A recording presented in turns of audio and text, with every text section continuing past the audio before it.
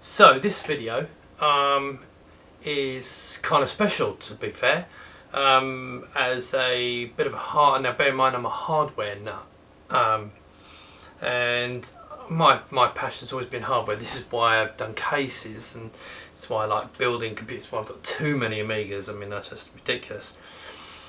But this video is about a fantastic product. It's called the Warp 560. I met up with the CS Labs guys in Amiga 34 last year, and we discussed it, and you know, it was I'd already heard about it, and then when I realised who they were, we had a great chat about it, and we came to the conclusion I'll send them some cases. They send me a card, and I'm going to use it.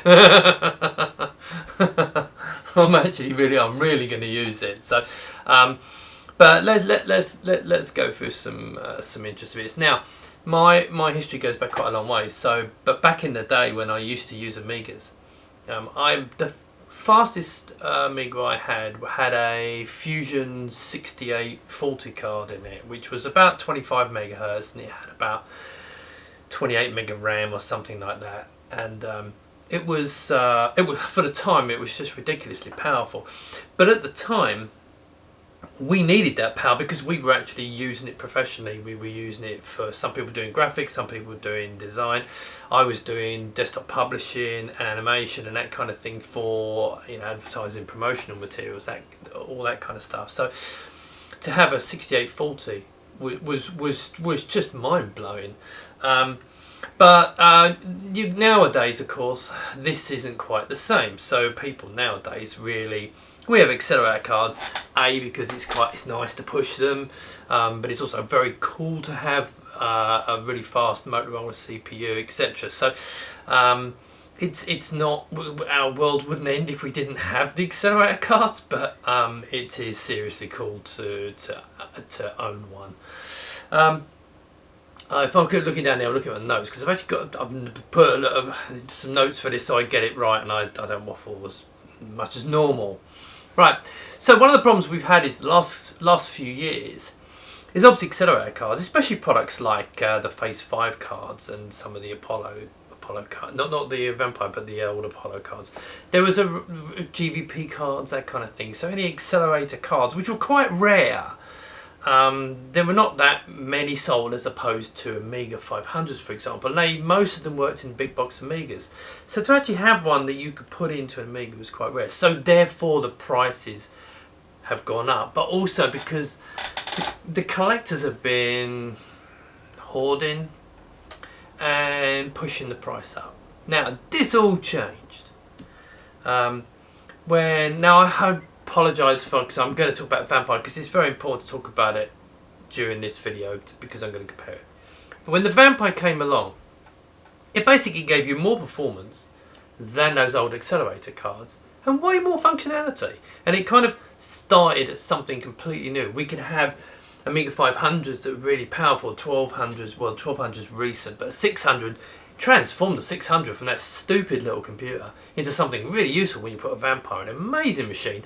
You can put it into the 1000, you can put it into the 2000, transformed the Amiga community, and so they're doing fantastically, and I absolutely love it. And when they came out, they were about 300 euros for the V2s, which, you know, compared to the stupid money you had to pay for an 060 card back then.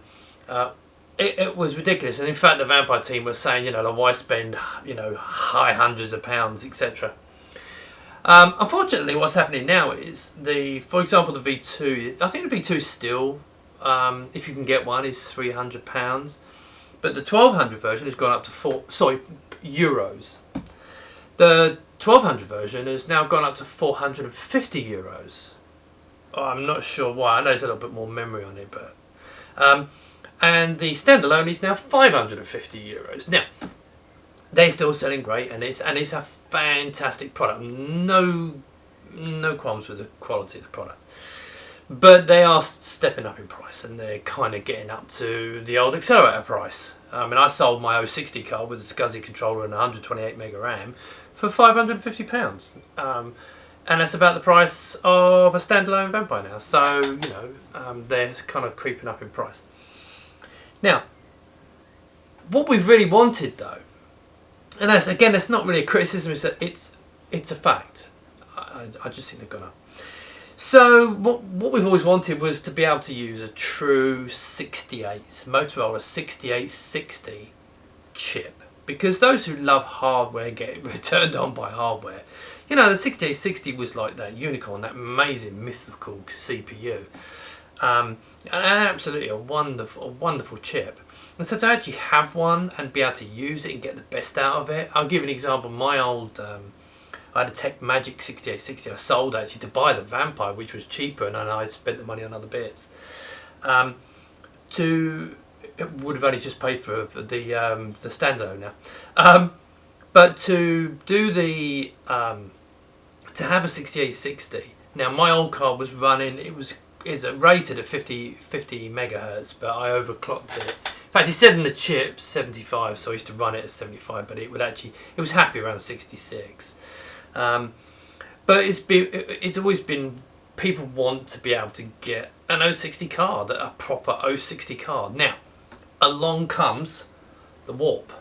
Now, the Warp is a true 6860 processor accelerator card, and on this version here I have a Rev 6, and I've actually got it clocked at 100 megahertz, and it absolutely flies. I mean, it's just wonderful. But the card is way more than just this accelerator card. I mean, when I first saw specs, I thought that ain't gonna happen. That's never gonna happen, right? And I just couldn't believe this was ever gonna happen. But it has. Now, what we've got on this one card is, now it's very important that you understand that it uses it's a proper 6860 CPU. Motorola 6860 CPU. I've got a Rev 6, okay, but what it also has is an FPGA and a few other chips, which I'm going to go through what they do. But the FPGA enables something absolutely wonderful, which I'm going to come to in a second. So, what do we get for our 499 euros, excluding the CPU? This is bring your own CPU, which I'm going to talk about later. But you have to have a CPU, so it's a bit of a subject. So basically, if you've got a suitable one like I've got here, they will run up to a maximum of 105 megahertz, but mine runs at 100 reliably. This is, I don't know if you can see this in 4K. It's actually in 4K, but you can, up here I've got it running 100 megahertz, and it's to be fair, it's stonking performance. You don't need it that fast, I mean, to be honest. I mean, this video here running, which I'll talk about later, but you know, you start doing that kind of thing and then you maybe start pushing it. But it's also got 256 megabytes of DDR3 memory, and it's got this FPGA based 1920 by 1080p 32-bit RTG graphics card, which is stunning. I mean, now I love my Vampire, and I love my Vampire, but it runs at the maximum I can get. This is 1366 by 768, and in 24-bit, and I have to run it at like 25 hertz.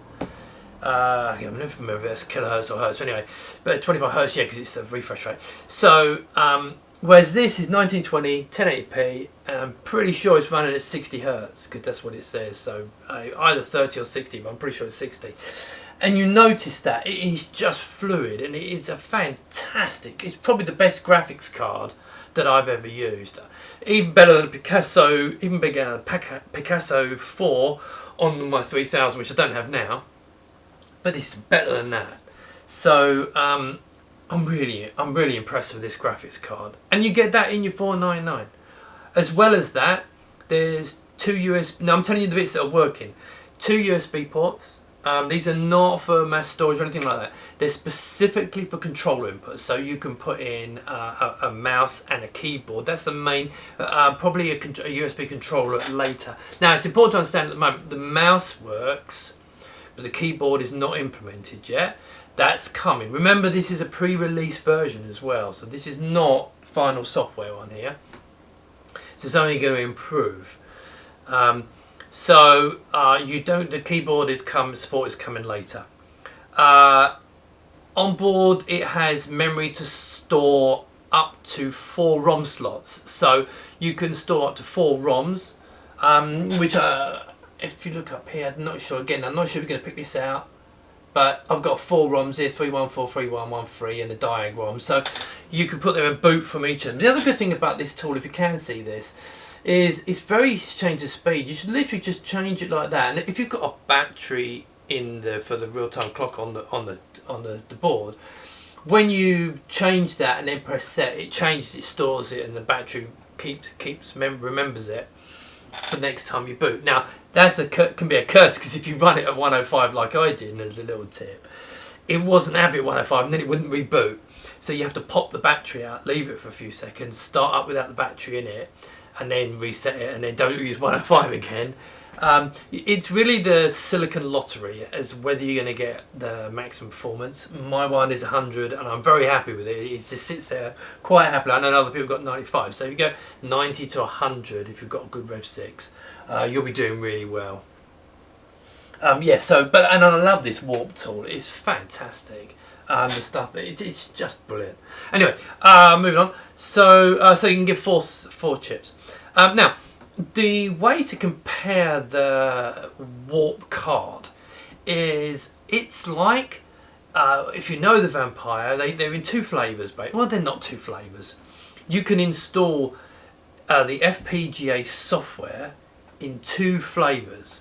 The 2X stream, which is basically it's RTG, 6860 CPU, etc., and it carries on using all the chips on the Amiga. So the Amiga is still being used, and you use the ports at the back. It's still an Amiga, just with a graphics card, very high-speed graphics card, and a very high-speed processor. But then if you want to install on the same Vampire the 3X series, it's a different thing entirely. It goes AGA. It turns like a 500 into a 1200, gives you advanced AGA. RTG graphics, 16-bit. I think they got like, is it 8 channels of 16-bit sound with the Pamela, I think they call it. Amazing stuff, really, really amazing. But of course, then your chips on board are not being used anymore at all, except for input-output. So that's really, to me, that's more for the standalone, for a standalone system. But this one is like your 2X series. So basically, what you've got is, you've got RTG graphics, fantastic processor, and I haven't finished with the functionality yet. I'm coming on to more. So what we got next? Now these parts are on the card, but not fully implemented because it's waiting for software drivers, etc., etc. So there's a 16-bit sound card built onto it. I think it's a stereo 16-bit sound. I don't think it's multiple channels. Well, stereo is 2 channels, but you can also mix. You can mix the output from Paula with it and play it through, which I've done at the moment. So it all comes out of one set of cables. But that's AHI driver. It will be coming hopefully fairly soon. There's a socket on board where they're developing a flicker fixer that will plug into the host machine and flicker fix the whatever graphics are on the chip. So I've got on here an ECS Denise. Plug it into there, put Denise into it. That goes into the warp card, and then it will switch between. I'm not quite sure how this is going to work yet because this little board's not ready yet. But I'm assuming it switches the display between the Amiga and the warp, so it'll be seamless, which will be fantastic. Because you notice I haven't got a second monitor on this because of space, but I haven't got it on there because I want to show the RTG off. So that's going to be absolutely amazing. I'm really looking forward to that. There's a Wi-Fi chip on it. I mean, you know, the Wi-Fi is just absolutely fantastic. You don't get this on the competitors. There's got a Wi-Fi. Again, it's not ready yet. These drivers being written, etc., to make it work. There is a TCP/IP stack. There's 2 or 3 out there, so it just needs the drivers, the Sana drivers, I believe. And once they're done, then you can use the Wi-Fi chip on there. Now, to be fair, there is a complete Wi-Fi stack on AROS which could be taken and used. I'm hoping that's what they'll do, because oh god, I've forgotten his name. An Irish guy did some great work on AROS with the Wi-Fi, and I've forgotten his name. He's going to hate me for this, but damn sorry. But there's a lot of work being done on Wi-Fi on there, and there's also on obviously on the 68K side as well. So you got wireless Wi-Fi networking coming. The most exciting bit is an ARM slave processor. Now the ARM in your phones and your Raspberry Pi, etc., you have one of those in there. And this is just amazing to have an ARM slave. I'm just checking time here. Just slave processor. I think is just such a great idea. The ZZ9000 also has an ARM on their graphics card, and what it does is you use it as a slave.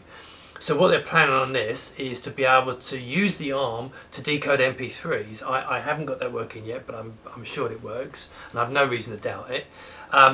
But things like data types could be written to use the slave. For example, like on the Vampire, they use on the processor in the FPGA, they have AMMX support for the chip. You could use the ARM, have a data type written to use the ARM to speed things up. So technically, you could really make the Amiga do a lot more interesting things with 400 megahertz. I hope people jump on board of that, because it's not just this product that's going to do it. You've also got the ZZ9000 that will do that. Yeah, okay. So that's the key features. That's what you either have now or what you're gonna get in the near future. So let's go on to the next bit. Right then, guys. I don't normally do an unboxing, but something special arrived. CS Labs. This is, well, if you know your accelerators or Amigas, you'll know. Well, you might know. Actually, you might not know CS Labs. Polish company. Some really clever guys. Been working on this for a while, and I met them at Amiga 34. And as you may know, I do this developer support, so I send out some of my cases, and hopefully they send me one of their products. And we've done that with this. Although mine's a little bit late because run out of bits, but yeah, so they've sent this off to me. If you're wondering what it is, it's something very special. Now, you all know I'm a Vampire fan, and I think the Vampire is an absolutely fantastic product, but this now it's very important to understand, this is not, I'm going to be comparing the two, but this is not going to be any kind of bashing of Vampire. I am a classic hardware fan, so therefore the fact that this has got a 6860 chip on it gets me excited. But that doesn't mean that I'm not a fan of the 6880 in the FPGA of the Vampire. So, but this thing is very special compared to accelerator cards that have come in the past. This is really special. So anyway, let's show you what's in there. So here's the box. Now I haven't actually, I lifted the lid, but I haven't actually taken it apart yet, so you're seeing it with me. So this may have to be edited. But anyway, so here we go. So it's a nice box actually. So what we've got some nice bubble wrap, obviously. We'll come back to that in a minute. And in here we have what looks like some audio extenders. I'm obviously going to go through this. Now this is just to show you the bits in it. This is not a review. That's going to come separately. But I'm assuming this is some kind of, yeah, this is audio output, because, oh, that's interesting already. This looks like it's going, I haven't read the manual, obviously. That's interesting. So I'm going to look into what that actually is. We have in here, now I'm assuming this is what they send out as normal, but you know, you'll have to see what they send you on yours. But there seems to be an HDMI adapter here. This goes from male to female, I assume, to go from the board to the back of the case. And then in here we got a nice yep, that's a USB to female, so that plugs on the board. Now at the moment the USB is for male. Could be wrong, and I will check everything, but this is for my initial thoughts. This is for mouse and soon to be keyboard, which, to be fair, because I'm obviously interested for my cases, that's really all I need for now, because it's got all the other bits on there that could be useful. So that goes onto the motherboard, and it seems to be 2 of them. That's interesting. USB type 2. Oh, it's 2 of them. Oh, that is interesting. That makes me... Yeah, okay. Right, now, so there's your box. Edit this out, I think. Right, let's get this box out of the way. Because this is the real thing. So, as you can see, I've got the FastIDE Warp 560. Which has, well, it has a lot on it. It's got a 6860 chip on it. It's got RTG mode, graphics card, and a load of other functions as well. Let's see what's on the back of this. Here we go. There's the back of the card, the box, and you can see. So if you can, I'm not sure if you can read that, but yes, it's nice. I do like a bit of packaging, as you probably know from way I try to do things with mine. So in the box, nice foam packing. I guess you can understand what that is, and we'll come back to that again. Nice sticker by the looks of it. Now there is some, I think, some mods that have to be made, which I'm obviously going to look at separately. But I think there's a 1 or 2 mods you have to do to the 500 to make this work. And in here we have, oh, okay, that's interesting. So what looks like, oh, do you know what? Hang on, let's see if you can see this. There's obviously a battery, because it's got I'm assuming it's got a real-time clock on it, so there's a battery in there for that. There's also this cable. I think this is what goes to the motherboard, actually. Yeah, this is the one that actually goes. It goes to a chip on the motherboard, and I will cover this in more depth later on. And they've sent me this. I don't know if everyone's going to get this. This is a Warp demo they've sent me. I don't know if that will come as standard, but I think it's really for the review, so I can get up and running. And now the special part. When I first saw this, I was just amazed watching what. Let's turn around the right way. Right, let's make sure you can see this. Okay, so what we got here is, and I am going to go over this again, but I've got an 060 chip there. We can see it's got a passive heatsink on it. I believe that's the FPGA they use on board for the graphics. There's a socket there for the battery backup. This is an HDMI output for the RTG. Compact flash socket. This looks like a micro SD adapter. That might not be the FPGA. I'm not actually sure. Again, I will check all these. There's a couple more chips, and there's what possibly is the USB. Oh no, that's the USB there. So I tell her that's the USB on there. And there's a load of switches, and there's some extra chips down the side here. Because obviously this comes with RAM and everything, so I'm obviously going to do a little bit more in depth on this, but I want you to see the card. And there's a couple of connectors on here, which I should have put my glasses on, shouldn't I, really? Anyway, so that's the main view of the board. Now if I turn this over, and you can see there's a couple of connectors here as well, which at the moment I'm not sure what they are.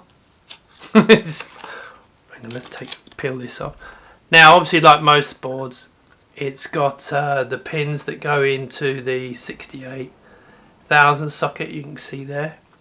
I'm going to have to do some kind. I think there's we need to do a little patch where we move some of the capacitors, or put smaller capacitors, or maybe I might raise this up, which will come later on.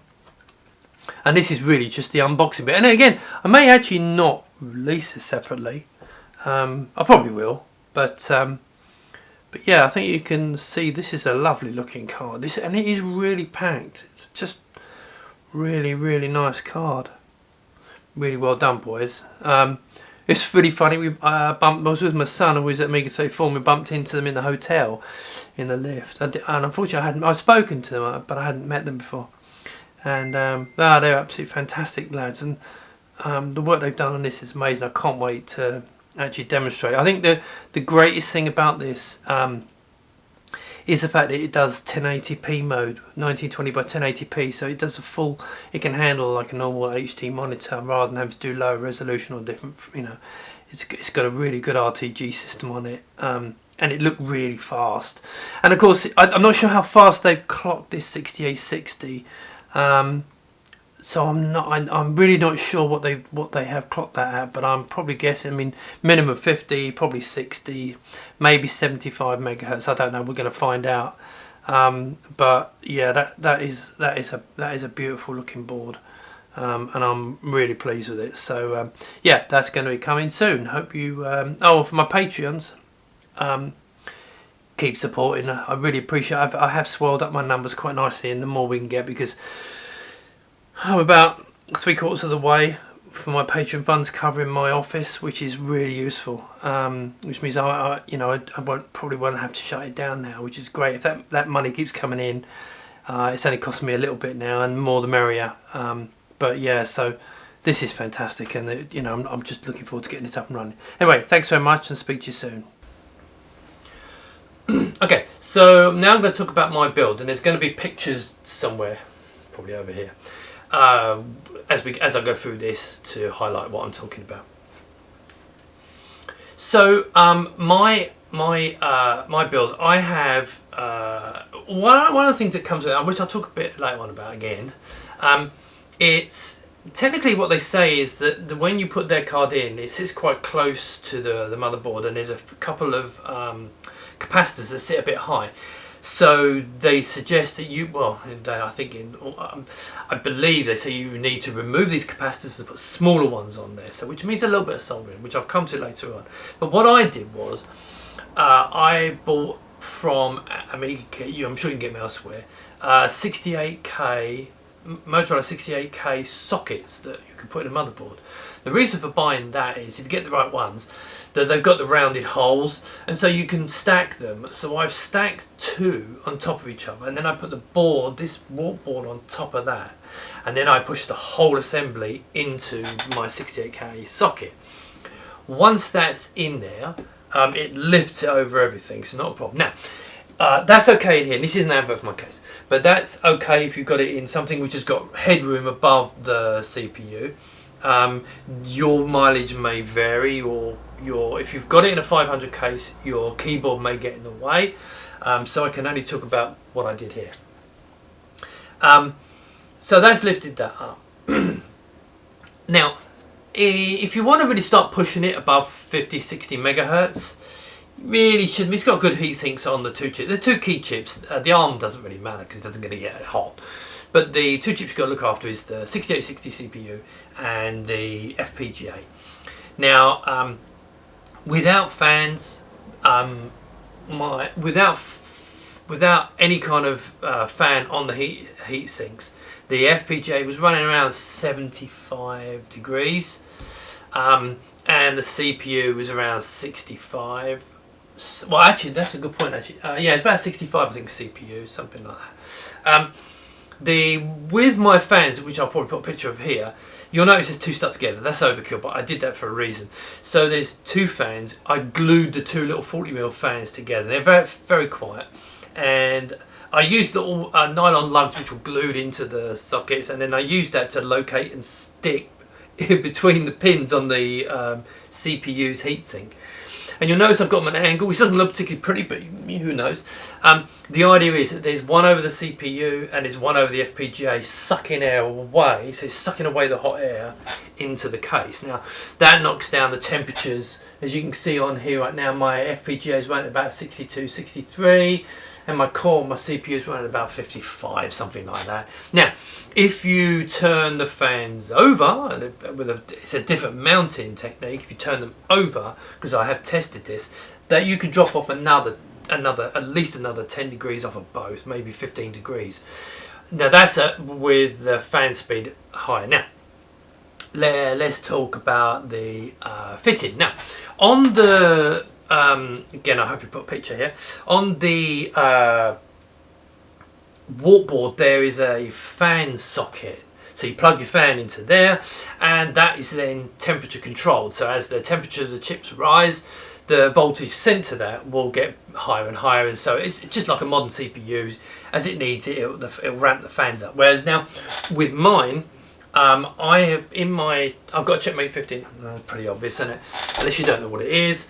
I've my Zorro board in here. I'm not sure if it'd be a problem with the ATX power board, but because of where again, I'll put a picture up, because of where the ATX connector has to go, it's kind of blocking the fan connector for the warp board. Now that doesn't matter too much because I've got two fan headers on the Zorro board, so I plugged my two fans into that there, but they're obviously running at full speed, but they're fairly quiet, so you can't hear them really anyway, so that's not a big issue. But you also want to go onto the main header on the board, and then it's temperature controlled.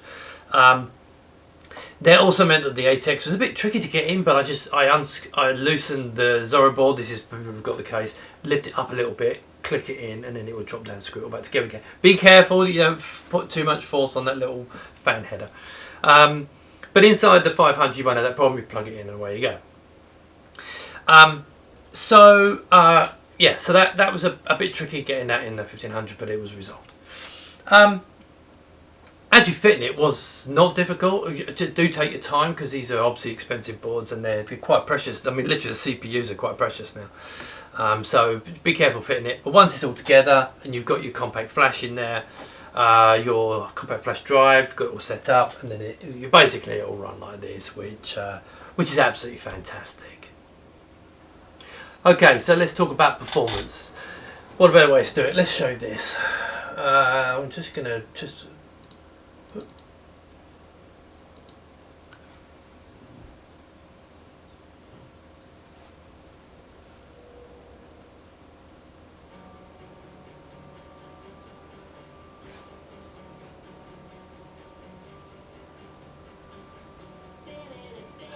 it might be a little bit quiet. I've not got it too loud because I want to get a strike. So you can see it's playing. If I hit that,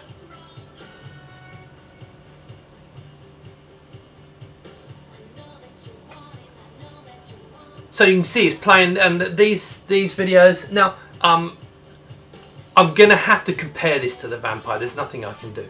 The one thing you find is that they will run okay, and it's not like you wouldn't be happy watching a movie with it, but it's the same with the Vampire. But the Vampire does run a little bit smoother, but I think that's because of the AMMX. They've got a special version of Riva written to use extra functions that they've put in the FPGA to accelerate the graphics.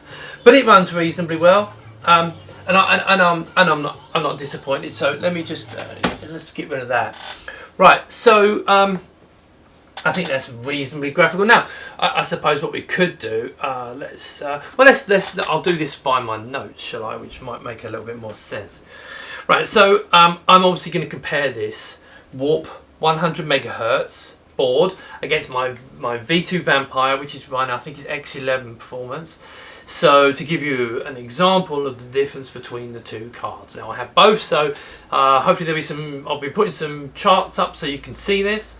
To show this proof, you have to take my word for it. I didn't cheat, which I wouldn't, because I was fascinated to know myself. Right, so let's get into this. Right, so CPU. Right, the CPU on the Vampire. Now I've used Sysinfo and I used AIBB, and so I'm going to amalgamate this together.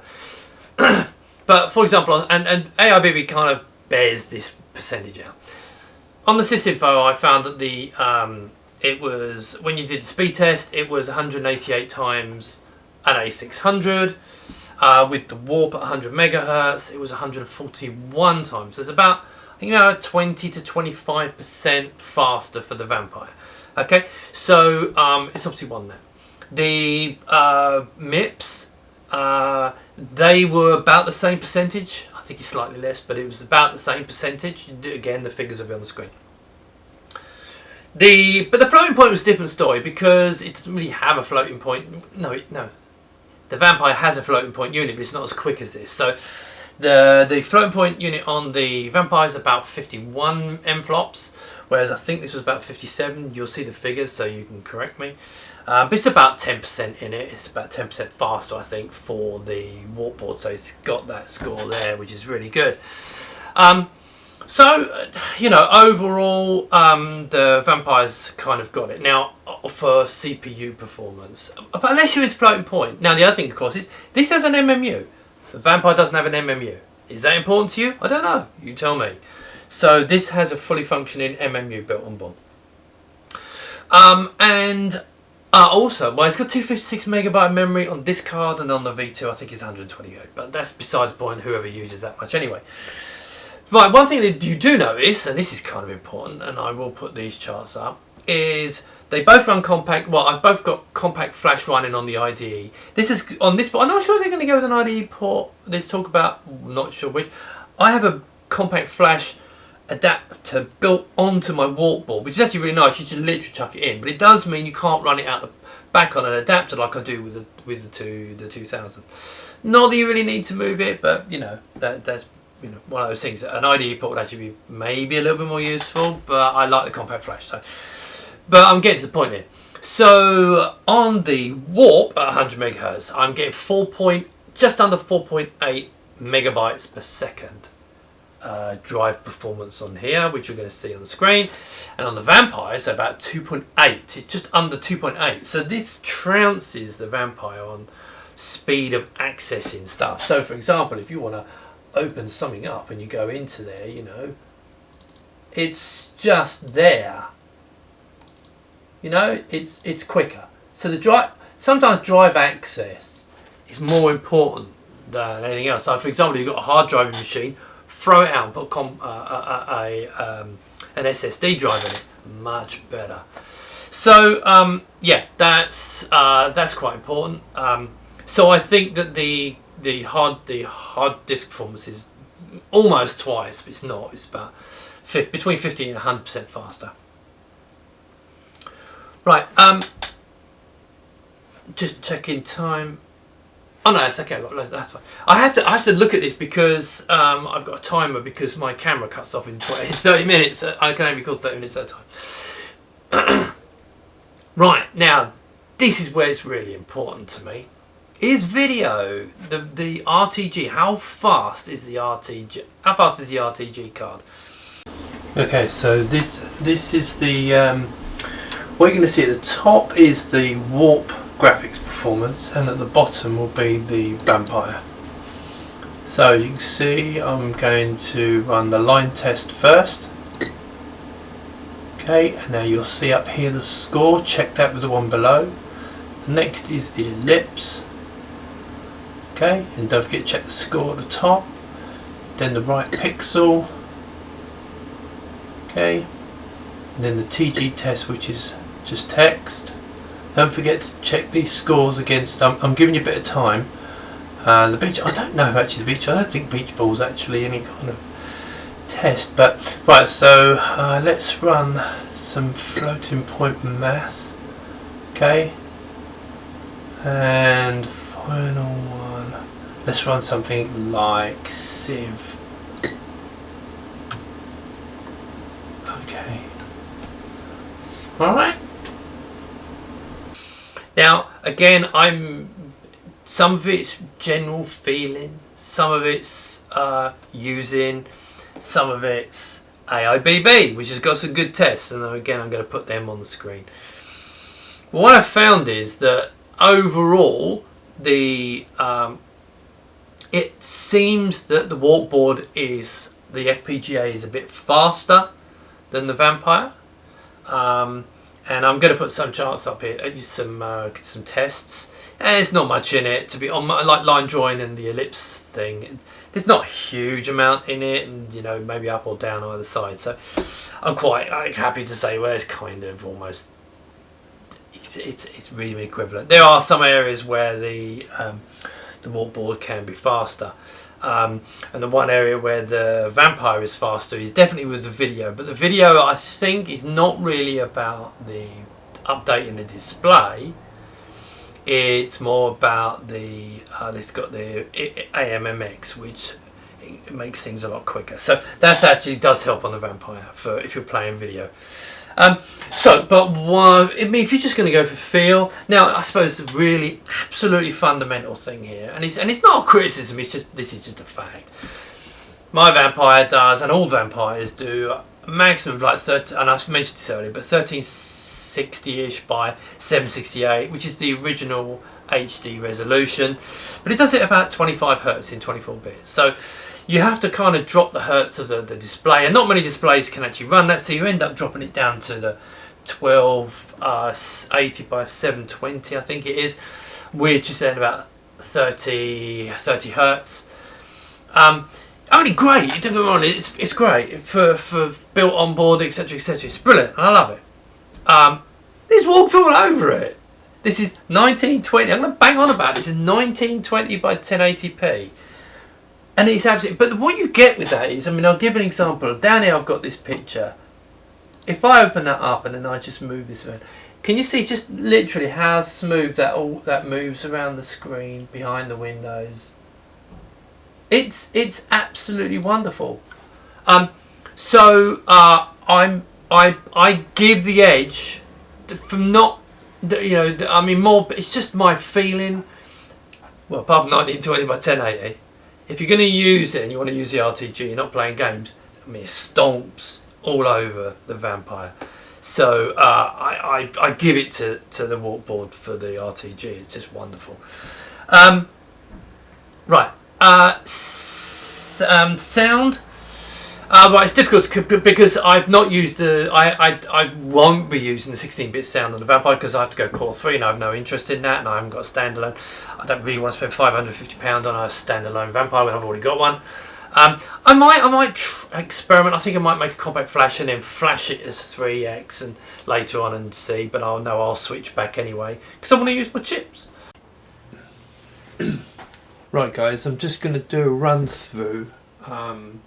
Just to give you a feel of how it runs. It's not meant to be anything really accurate, just to give you a feel for it. Okay, so let's start. I've got Eagle Player running down here, so let's load something in to give us a little bit of music in the background. Where should we go then? Just have that in the background, okay? Hopefully it's not too loud. Right, so you can see over here I've got my performance. I've got 100 megahertz and it's running 49 for the core and about 60 FPGA. Let's turn this down a little bit more. Right, so let's just go through and run a few.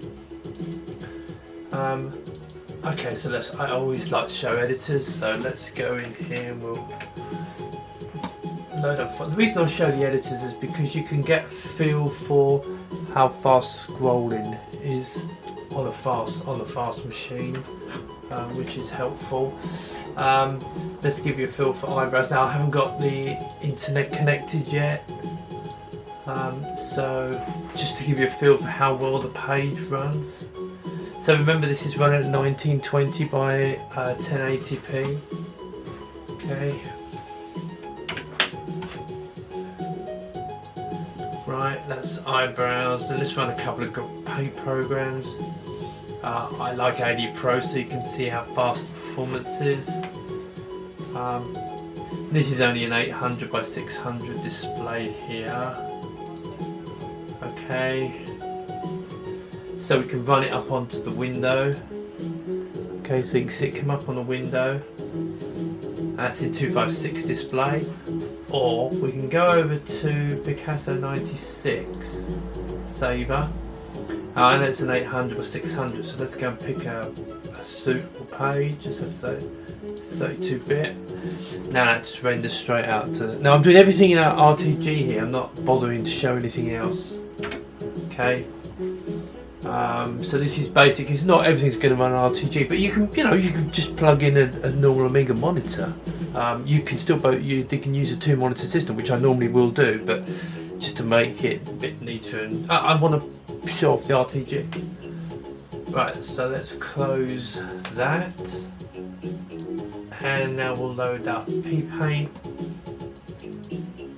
P-Paint's quite nice. I mean, I'll be honest, I don't use an awful lot of Amiga graphics packages lately, but this is actually quite a nice one to use. So I've got it set. My monitor automatically, it's got a 4:3 aspect ratio video display. It just shoves it in and lays it out correctly, which is quite nice.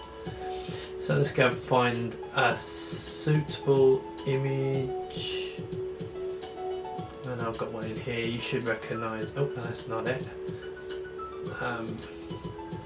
Jim Sash. This is a good example. We'll leave it at the same resolution. I'm not going to stretch it so you can see the image at the top here. Let's grab that so you can get a feel for it. And remember, this is running on the RTG card, which is really nice. And we'll undo that lot. Let's get rid of that, and then we'll open up a brush. There we go.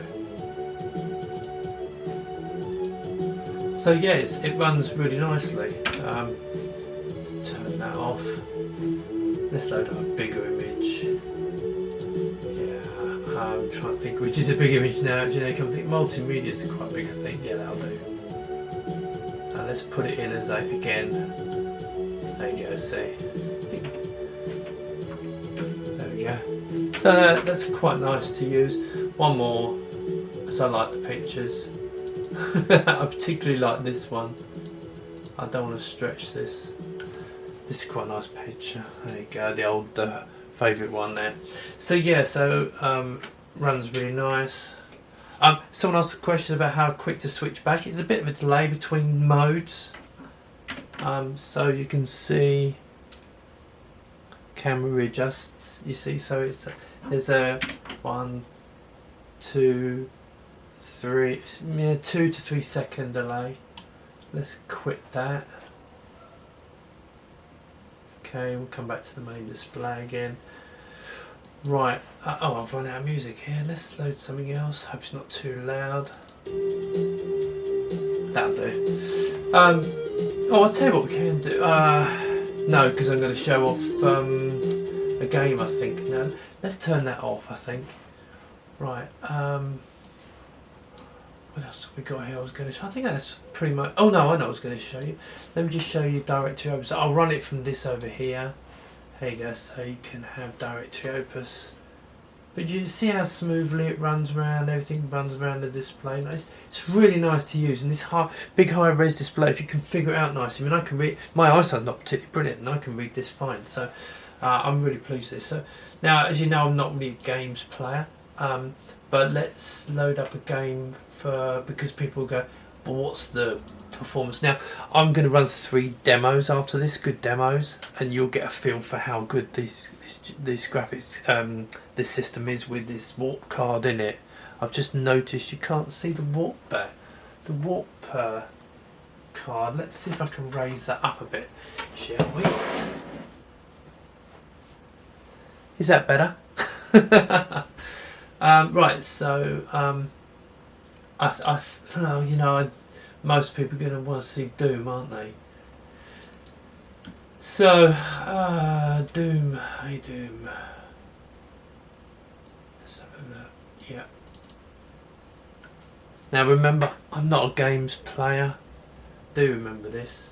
Yeah, we'll leave it at that display. Okay, so Doom, you can see it's got the performance in the top right hand corner, so you can see. Now I'll run through it, but don't expect anything amazing from me. Let's have let's see what options are set. Make sure the screen's okay. Right, here we go. I'm going to have to move this keyboard, aren't I? Right, and I am rubbish. Anyone who Here we go.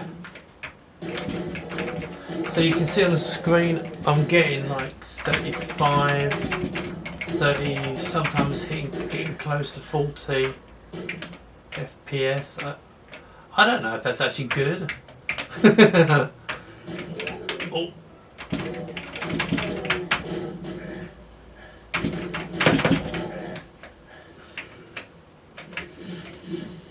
Oh.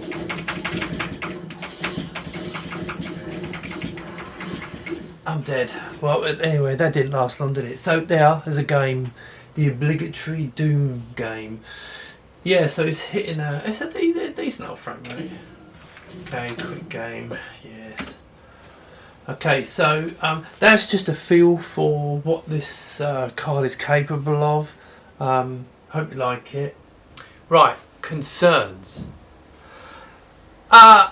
So I don't want to overdo this, but there are, I think, some legitimate concerns.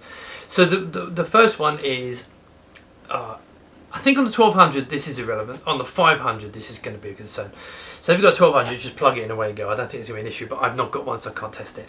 The 500 version, the fact that in the instructions they mention remove 2 or 3 capacitors and replace them with smaller ones, they're expecting you to do that. For some people that would be a problem. I mean, I wimped out and I just went, I don't, I've got loads of room, so it's not like I've got space issues with this. And I don't know in the 500, but if you're going to put in the board, there's potential you may have to replace a couple of capacitors to get the card to sit down. Okay. Now there may be room that you can put the 68K right, like I've done on mine. You may be able, but I can't guarantee that because I haven't built it in a 500 and I have no intention of taking this one apart now because it's all happy. I'm sure other people will do videos on that. So that's one small concern. So that again, that might make it a little bit complicated for the average user who just wants to plug it in. But I don't believe this is aimed at that kind of user. No, it's not aimed at games played. This is aimed at your hardcore Amiga fans. So I don't think it's an issue, to be fair. And if you're going to the hassle of getting a CPU, sourcing a CPU, I think you're going to be able to cope with desoldering some bits and pieces. There's also you can, with the audio mixing for the sound on board, whilst there's phonos that go in and then come out again, which makes it nice and easy, you can actually do it all internally. They've got on the wiring, I haven't done this, but you can actually wire it to the internals and make the, override the internal, mix it. There's all that on there, but that's a little bit more advanced again. Now my main concern with this board, and it's no doing of the guys who made this card, is the supply of 6860s. Unless there's a magic supply that turns up, most of these are second-hand, been pulled out of existing kit. Now you might think, oh, pulled out of old Amigas. No. The 6860 was used in loads of medical equipment, so there's tons of these being removed from medical equipment and then being sold on. So there is a supply and there's reasonable amounts, but my concern is hoarding. So the card itself is great value, $499. I think for what you're getting is fantastic value, but it then obviously depends on how much you get fleeced for the 6860. You must be careful what you're buying. It's worth paying a little bit more to be guaranteed to have a quality 6860. Now the other point, one thing that they do on here, now they may change this, they do, well, it was mentioned to me about sending the CPU in, they'll solder it onto the board. I'm hoping they will maybe change and do an option where they put a socket on, so you can get an LC, for example, which you can get for peanuts. Pop an LC on there, get less functionality, and later on maybe get hold of an RC, and then you can take that one off and put the RC on. So hopefully they're going to put a socket on this. That would help no end. Soldering straight on, it's good. That's what's happened to mine. It makes it more robust, but I think having a socket will make more sense. So CPUs are going to be a bit of an issue, and I think that's something people have got to be aware of. And of course, my real concern is not necessarily for you buying this, because if you've got a 6860, you can use it, you can buy the card. I'm more concerned about the guys making this card, because if their supply is limited to the amount of CPUs that are available. So I'm hoping they get. Now it's important to understand that these guys are like me. It's not their day job. They're doing this as a hobby. I mean, Christ, this is a big undertaking. So, you know, cut them some slack. There's only 2 of them, and their heart's really in this. And from what I've got here, pre-release, it's just amazing. So I have no doubt this is going to be good. But they're not driven by money, which is great. So they're not. They're. I don't know how much they're making from this, but you look at this board and trust me, this is. They're not making as much as the Vampire team, right? They're really not. So there's a lot of components on here, and they're good quality. I'm not saying Vampire is not good quality, but there's a lot of components on here, quite expensive. So, right, I suppose, yeah, I suppose that's enough of the concerns. Okay, conclusions. Right. Well, we're in a really interesting time at the moment. We never have so much choice. I mean, I personally, and I've got a terrible 530, which is floats around machines, which is 50 megahertz 030. We like 4 mega RAM. That's a lovely little board just to pop into machines. I have an ACA 500 plus. Interesting point when I mentioned about the performance of the compact flash on these 2 machines, the Vampire and this card, beat them. 5.5 megabytes a second on that 1000 with an 020 board plugged into it. So whoop their butts. So it proves you can get a higher performance. But the Warp did very well, to be fair. But the Vampire, maybe I've got something set up wrong, and maybe someone's going to post say, why didn't you do this? But just straight away, I'm just getting this low. There's a Vampire V2s, which for the 600 and the 500, which I think are fantastic value and still fantastic value. I don't know if you can get them at the moment, right? So, but they're the ones to go for, I think. The 1200 version, 450, doesn't have to have a 6860, so it's just software to program the FPGA chip. So, and it's almost the price of this card. So I wouldn't say it's quite such good value. I would personally go for I think the 6. I mean, I like 500, but I think getting a little 6. I mean, I always laughed at 600, but getting a 600, putting a Vampire into it. Wow, what a machine! Fantastic.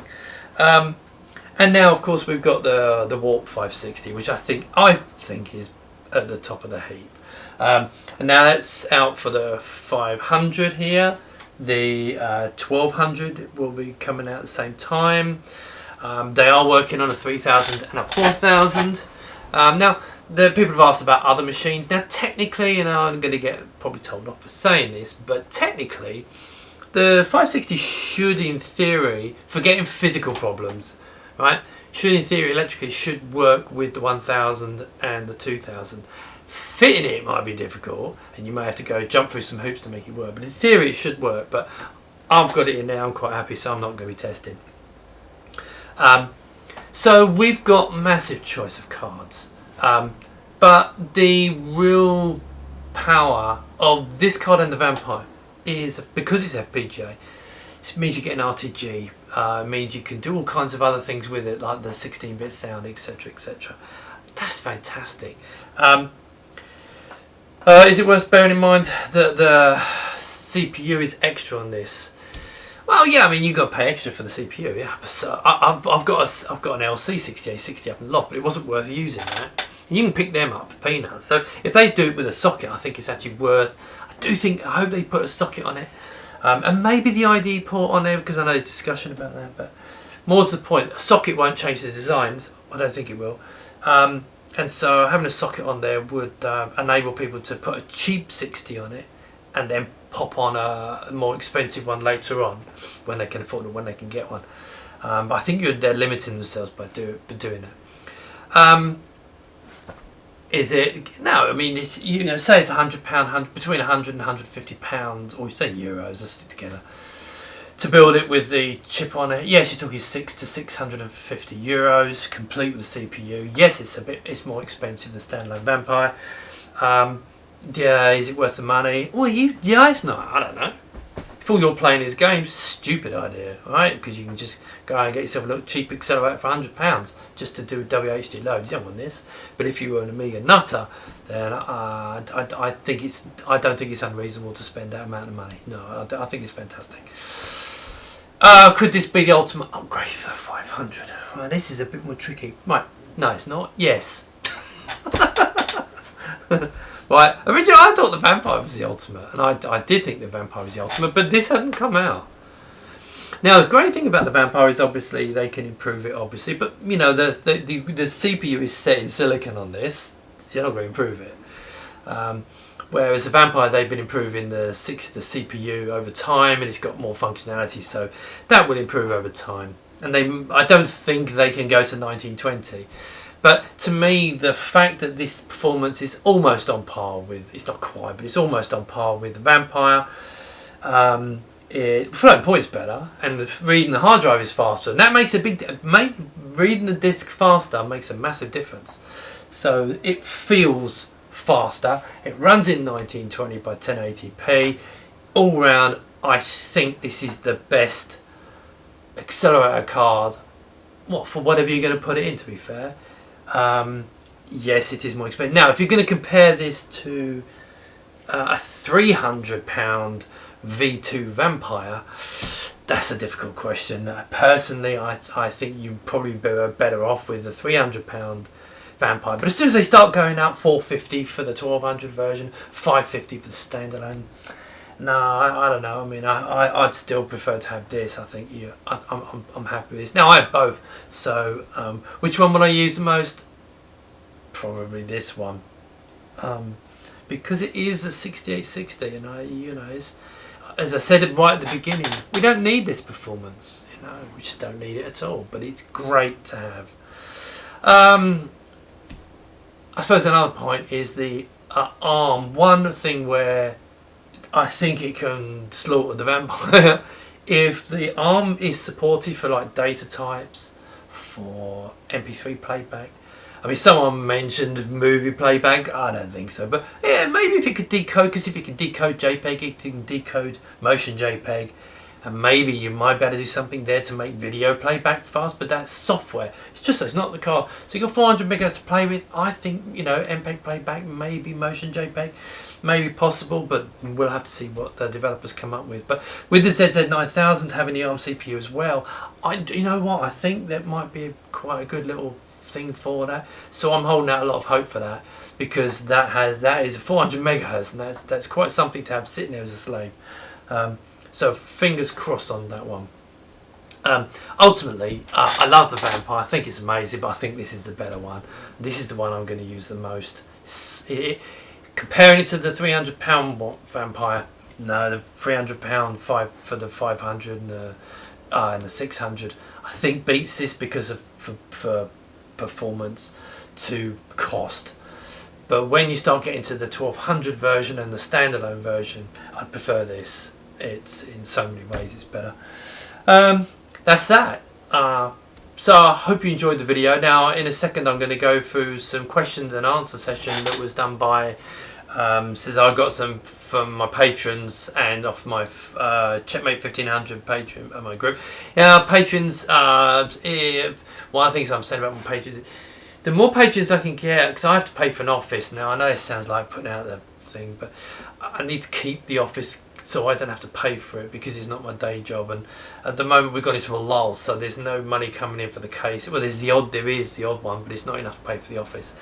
So if you can do $1 a month to support the channel to pay for the office, we're up to about 70% of the cost of the office, which is fantastic.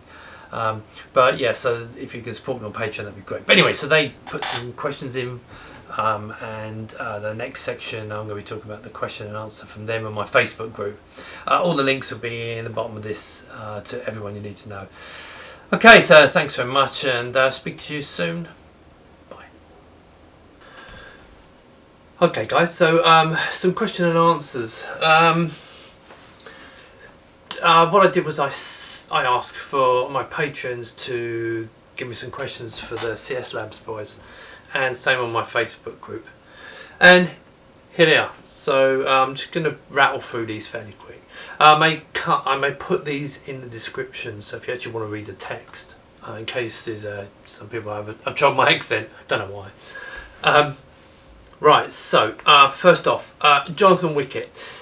Are they going to be starting a pre-order list for purchase? And so they've come back saying, after testing, we will prepare a list of pre-orders. There will be two dining lists with a second processor with their own.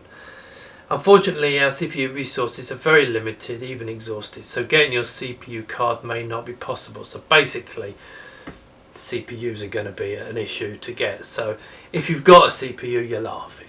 Okay. Anton Gale, can you control the fan speed based on temp from the warp, or are they fixed speed? Now, I think I've already answered this question in the video. But this is what he says, is that's how you do it. Yeah, YouTube viewers, they talk about it. So basically someone's mentioned it and got it all wrong.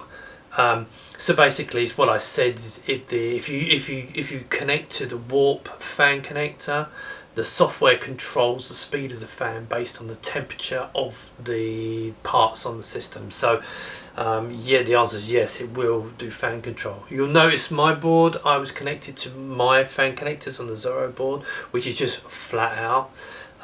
So that's different. Yeah, so the answer is yes. Royce Hunt, since some people have a DVD drive, how well will the ARM on the warp handle full-length videos? Well, I mean, you can't even think of this as being something you're going to use for full-length videos. That's not what this is about. But his answer is yes. I mean, he's a bit sarcastic, and I get it. Yes, I recommend movies in 4K, super looks. It's just an Amiga with a 100 MHz processor. The only movies are those in MPEG-1 that can be. He says damaged here, but I don't think that's what he means. I haven't seen Amiga playing DVDs yet. Maybe Win UAE. So yeah, I mean, you're not going to get movies on this. I think if you're going to use like a Raspberry Pi, what I've done actually on mine, I've got a Raspberry Pi 3, and I have my Amiga running on it, but then I turn the Amiga off and I've got just a little simple 1080p video player if I want to use that. Mark Anthony Wilkins Breckle, how much does this cost? And I would love to have, and would I have to get my own CPU? Sorry. Again, this has been answered, and the answer is if you want to buy such a card, you must buy the CPU yourself. So again, I cover this in the concerns. You need to get your own CPUs. Stephen Tibbets, I understand that this might be a little premature, but is there any schedule for information on the Warp 4060 for those of us with big box 3000, 4000s? And as Cesar says, it will rise this year, but will also be without a CPU. So basically, if you look on their website, because some of these questions were answered on the website, so they are working on that, and that will come soon, which is great news. Alan Haynes asks some similar question, which I've already answered, but I'll go for it again. Can the Warp 560 be used in an AIBB 2000 without any modification? Well, the answer is, I would have thought, well, okay. So their answer is, give their answer. No, we do not have an Amiga 2000, and we did not design for this model. I know it works, but it is necessary to modify the fitter in a PCB. So basically what they're saying is, what I've found, my experience is, any card designed for 500 will work on the 1000, work on the 2000. Actually making it fit is a different thing entirely. Yeah, that's the issue. So clever people will be able to do anything. Okay. Rene Cousins, this is a complex one, so you might want to read the text, but I'll read it. What is the state of the STM32's Picasso 96 drivers? For example, does it offload Blitter-like work to the STM32, or does that depend on the 6860? Other than MP3, is there anything else like the STM32 can offload, and is there any API on how users can access the ARM core from 6860? Actually, quite a good question. I'm assuming, I'm not sure if the STM32 is the ARM processor or if it's the FPGA. Right, but the answer is STM32 does not support graphics. Only FPGA in it is a hardware blitter. See, so that's so the STM32 is the ARM chip. STM32 audio decoder, USB controller, SD controller, In this form, it is only an additional specialized chip. There is only a library for static tasks this system performs. You cannot write your own programs for SM32. Code is static. Hope that's clear, and I'll put it in the downstairs. Any further discussion on that, you probably want to get in touch with the CS Labs boys. Another one from Renee. What are the state of the STM32's Picasso 96 drivers, for example? Oh, I've read that one. STM32 does not... I'm going to cut this bit out. Right, now Renee. Is the API tool like the A314 and or UAE? Very simple answer, no. Renee Cousins. Does USB handle both low and full speed mice? USB 1.1, full speed, 12 megabits per second, theoretically.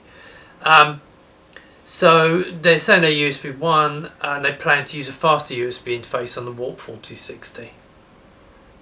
How fast is the internal FastIDE? And the answer was up to 10 megabits bytes a second. And that's if they write their own driver. Now, you've seen the charts, my performance. If you're running it maxed out, you're getting like nearly 5 megabytes a second. If you're running at like 50 megahertz, you're getting about 3 megs a second. So it is CPU dependent, obviously. But theoretical doesn't mean anything. Alan Haynes. What's the eventual hope for the USB ports? Will they be able to connect to almost any device? So this is our answer. It's very straightforward.